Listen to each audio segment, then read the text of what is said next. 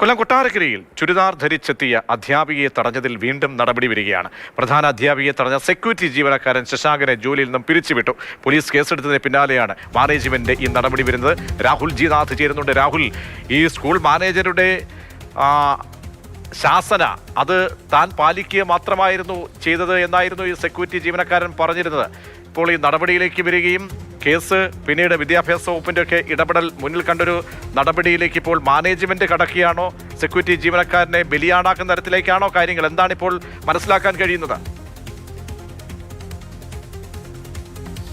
തീർച്ചയായും സാങ്കേതികമായ ഒരു നടപടിയിലൂടെ സ്കൂൾ മാനേജ്മെന്റ് കാര്യങ്ങൾ മാറ്റിവെച്ചു, അല്ലെങ്കിൽ ഞങ്ങൾ കാര്യങ്ങൾ ചെയ്തു തീർത്തു എന്ന് പറയാനുള്ള ന്യായമായി മാത്രമാണ് ഇതിനെ കാണാൻ കഴിയുന്നത്. കാരണം ഇന്നലെ ആ ദൃശ്യങ്ങൾ നമ്മൾ പുറത്തേക്ക് വിടുന്ന ഘട്ടത്തിൽ ഈ സെക്യൂരിറ്റി ഇതുമായി ബന്ധപ്പെട്ട് പറഞ്ഞ നിർദ്ദേശം ലഭിച്ചിട്ടുണ്ട്. അതുകൊണ്ട് അകത്തേക്ക് പ്രവേശിപ്പിക്കാൻ കഴിയില്ല എന്നുള്ളത് തന്നെയാണ്. അല്ലെങ്കിൽ തന്നെ സ്കൂളിലെ പ്രധാന അധ്യാപികയെ സെക്യൂരിറ്റി തടയുന്ന തരത്തിലേക്ക് ഒരു നിലപാടിലേക്ക് എത്തേണ്ട ഘട്ടം എന്താണ്? അല്ലെങ്കിൽ അങ്ങനെ ഒരു ചോദ്യചിഹ്നമായി നിൽക്കുകയാണ്. ഇന്നലെ മുതൽ മാനേജ്മെന്റിന്റെ പ്രതികരണം നമ്മൾ ആരാഞ്ഞു. ആദ്യഘട്ടത്തിൽ തടയുന്ന നടപടിയിലേക്ക് ഞങ്ങൾ കടന്നിട്ടില്ല എന്ന് മാനേജർ പറഞ്ഞതല്ലാതെ അതുമായി ബന്ധപ്പെട്ട് മറ്റൊരു പ്രതികരണത്തിലേക്ക് പോയതുമില്ല. നിലവിൽ എന്തായാലും FIR കൂടി വരുമ്പോൾ, അതായത് ഈ സിന്ധു എസ് നായർ എന്ന പ്രഥമാധ്യാപിക പോലീസിൽ പരാതി നൽകി FIR വരുമ്പോൾ അത് FIRൽ പ്രതിയായിരിക്കുന്നത് ശശാങ്കൻ എന്ന സെക്യൂരിറ്റി ജീവനക്കാരനാണ്. ഈ ജോലി തടസ്സപ്പെടുത്തി തടഞ്ഞു വെച്ചു തുടങ്ങിയ കാര്യങ്ങളാണ് ഈ വകുപ്പുകളുമായി ബന്ധപ്പെട്ട് ചുമത്തിയിട്ടുള്ളതും.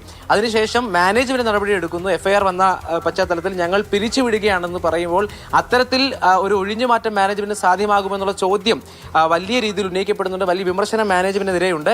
എങ്കിലും മാനേജ്മെന്റ് സാങ്കേതികമായി നടപടിയെടുത്തു, വിഷയം പരിഹരിച്ചു എന്ന് പറയാൻ കഴിയുന്ന തരത്തിലേക്ക് കാര്യങ്ങളെ കൊണ്ടെത്തിച്ചു എന്ന് തന്നെയാണ് മനസ്സിലാക്കുന്നത്. അപ്പോഴും വിവാദങ്ങൾ ഒഴിയുന്നില്ല. അങ്ങനെ ഒരു സെക്യൂരിറ്റി ജീവനക്കാരൻ പ്രഥമ അധ്യാപികയെ തടയാൻ തക്കതായുള്ള കാരണം എന്താണ്? അങ്ങനെ തടയാൻ കഴിയുമോ എന്നുള്ള സാമാന്യ യുക്തിയാണ് പൊതുസമൂഹത്തിനും സംശയം വരുന്നത്.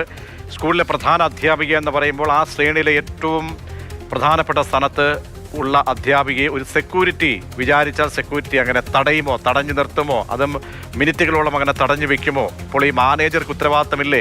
മാനേജ്മെന്റ് പറയാതെ അങ്ങനെ ഒരു നടപടി സെക്യൂരിറ്റി ജീവനക്കാരൻ സ്വീകരിക്കുമോ? അങ്ങനെയെങ്കിൽ ഈ സെക്യൂരിറ്റി ജീവനക്കാരനെ വിവാദങ്ങൾ, മാധ്യമ വാർത്തകൾക്ക് പിന്നാലെ പിരിച്ചുവിട്ടുകൊണ്ട് കൈകഴുകൽ നടപടിയിലേക്കാണോ നീങ്ങുന്നത്? ഉത്തരവാദിത്തപ്പെട്ട ഈ സ്കൂൾ മാനേജർ ഉൾപ്പെടെ ഈ മാനേജ്മെന്റ് വെള്ളപൂശപ്പെടുകയാണോ എന്നൊക്കെയുള്ള സംശയങ്ങൾ ബാക്കി നിൽക്കുകയാണ്. അടിയന്തരമായി തന്നെ ഇക്കാര്യത്തിൽ വ്യക്തത വിദ്യാഭ്യാസ വകുപ്പിന്റെ ഭാഗത്തു നിന്നും ബന്ധപ്പെട്ട അധികൃതരാണ് സ്വീകരിക്കേണ്ടത്.